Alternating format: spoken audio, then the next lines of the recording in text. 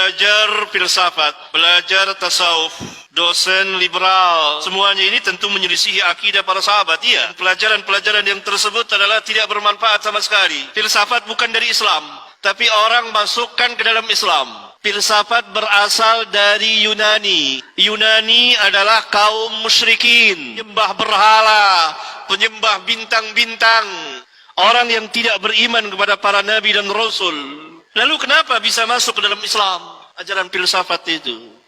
Pada abad kedua Hijriyah, atas perintah sebagian khalifah yang terpengaruh dengan ajaran sesat, telah memerintahkan sebagian ahli untuk menerjemahkan kitab-kitab Yunani ke dalam bahasa Arab yang kemudian dibaca oleh sebagian kaum muslimin, khususnya mereka yang manhajnya bengkok, manhaj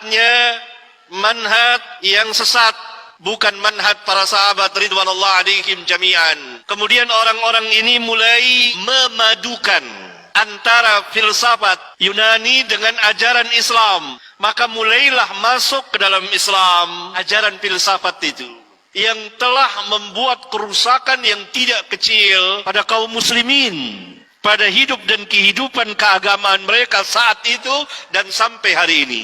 Di antara tokoh-tokoh filsafat yang menerjemahkan, meluaskan, mensyarahkan seperti Al-Farabi dan Ibnu Sina, yang mereka memang para filsuf yang telah menyimpang dari manhaj para sahabat. Karena itu para ulama Ahlus Sunnah bangkit membantah mereka. Maka ini ilmu yang tidak bermanfaat sama sekali. Demikian juga tasawuf yang berasal pertama dari orang-orang zindiq, munafik, yang memasukkan sesuatu ajaran ke dalam Islam berupa nyanyian-nyanyian zikir. Jadi zikir itu dibuat sebagai nyanyian, berzikir sambil bernyanyi, bernyanyi sambil berzikir. Ini pertama kali dimasukkan oleh orang-orang munafik ke dalam Islam pada abad kedua Hijriyah, dan telah diketahui oleh salah seorang imam besar yang sangat jeli dan cermat dalam meneliti ajaran-ajaran sesat, yaitu Al-Imam Asy-Syafi'i rahmatullahi alaih. Maka ketika beliau akan meninggalkan Baghdad, beliau mengatakan bahwa ini ada satu ajaran ini, yakni berzikir sambil bernyanyi, yang tidak pernah dikenal oleh Islam. Berzikir harus dengan khusyuk, bukan dengan nyanyian. Nah, ini dituduh oleh Al-Imam Asy-Syafi'i. Setelah beliau berangkat ke Baghdad, maka murid-muridnya dan sahabat-sahabatnya meneliti dan memeriksa, ternyata ada sekelompok orang yang melakukan zikir-zikir ritual dalam Islam sambil bernyanyi, bernari-nari.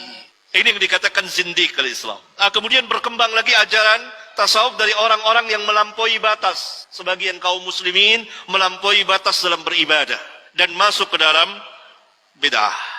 Adapun liberal, ini bukan dari Islam.